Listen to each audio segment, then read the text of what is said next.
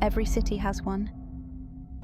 A place whispered about in hushed tones, a structure that defies time and logic, a building that should have crumbled into dust decades ago, yet still stands, waiting.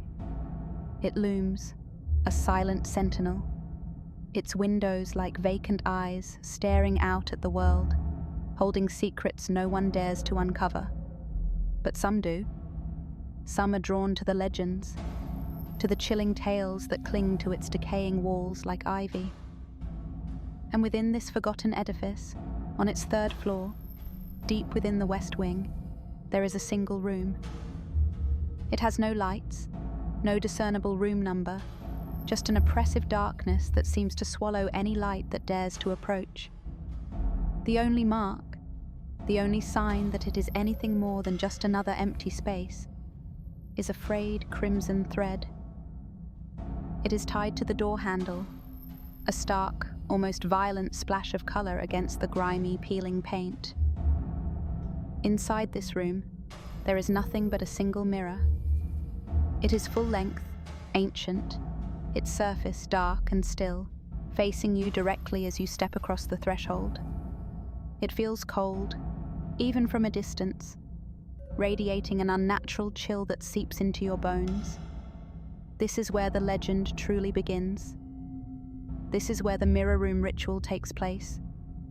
They call it the mirror room ritual, a name whispered with a mixture of fear and morbid fascination, and it must begin at precisely 3 o'clock and 3 minutes in the morning. Not a second before, not a second after. The timing is crucial, a precise window into something ancient and hungry. To undertake the ritual, you must enter alone.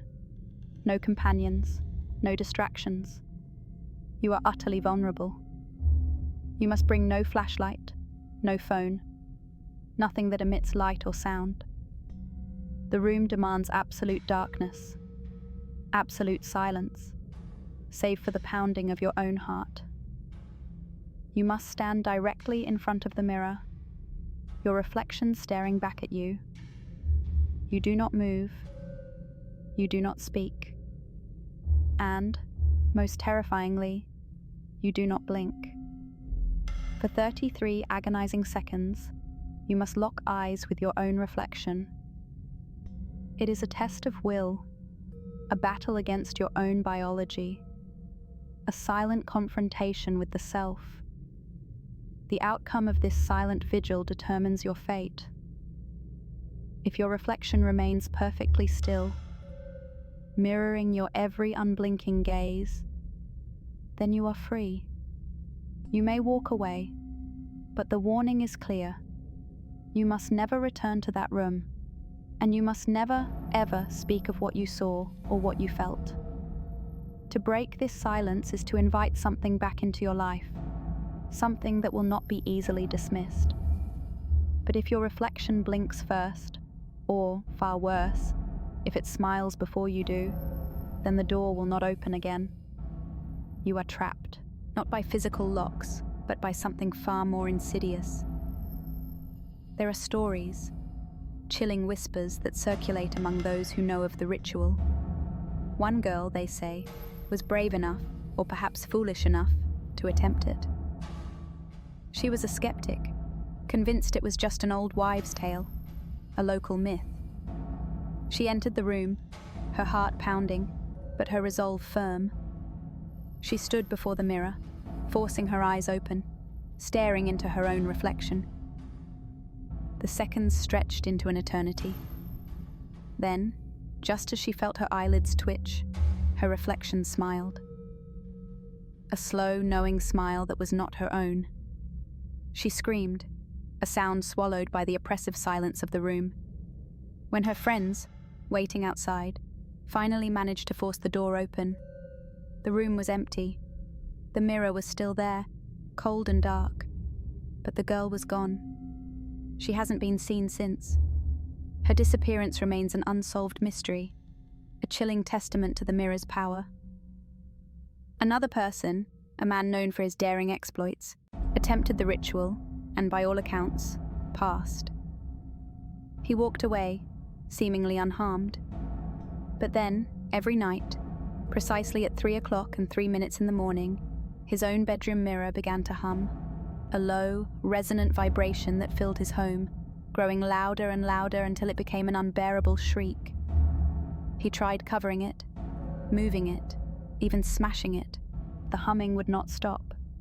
One night, the mirror shattered, not outward, as glass normally would, but inward, as if something from within had exploded. The shards were found embedded in the wall behind where the mirror had hung, and the man was never quite the same. He spoke of seeing things in his peripheral vision, of shadows that moved when he wasn't looking directly at them. He claimed the mirror had taken a piece of him, leaving a void that could never be filled. Some say what is in the mirror is not merely a reflection. It is something else entirely, something ancient and patient, waiting for permission to cross over, to interact, to exist in our world. The ritual, they believe, is not just a test, it is an invitation, a dangerous, one-sided invitation. And that frayed red thread tied to the door handle? It is not a warning, as many assume.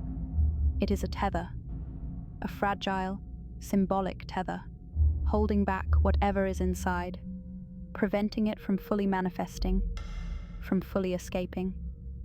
It is a desperate attempt to contain the entity, a last resort against its boundless hunger. There was a guy a few years ago who posted online about his experience. He claimed he passed the ritual, that his reflection remained still, and he walked out of that room a free man. But his story took a dark turn. He said that now, his own mirror at home shows him sleeping, even when he is wide awake. He would catch glimpses of his reflection, eyes closed, chest rising and falling, while he was standing right there, fully conscious. It was a constant, unnerving reminder that something had shifted, that his reflection was no longer merely an image, but a separate, living entity. Another person, equally disturbed, shared a similar account. He said he could see his reflection breathing, its chest expanding and contracting, even when he was holding his own breath.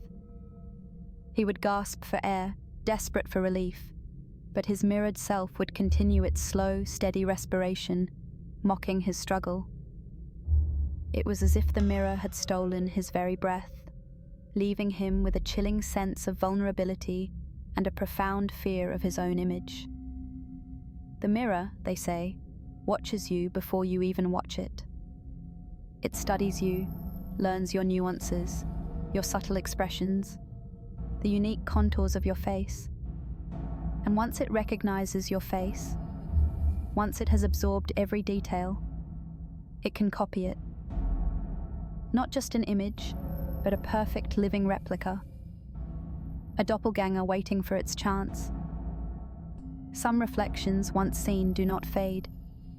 They linger, long after you have left the room, long after you have turned away. They are imprinted on the mirror's surface, ghostly echoes of those who dared to gaze into its depths. They are a silent testament to the mirror's power, a chilling reminder of the lives it has touched, and perhaps consumed.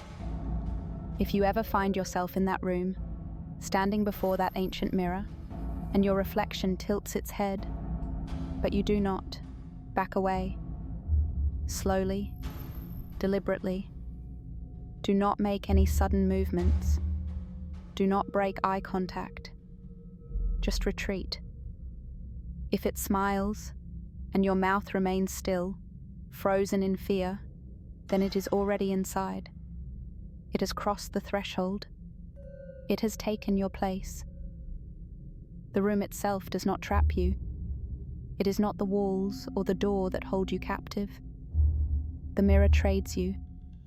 It swaps places, a silent, terrifying exchange.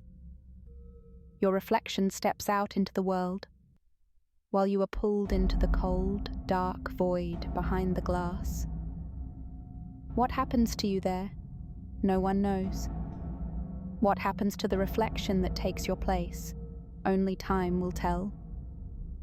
No one knows who made the ritual, or when it truly began. Some say it is older than the building itself, a relic from a time when the veil between worlds was thinner, when ancient entities could more easily cross into our reality.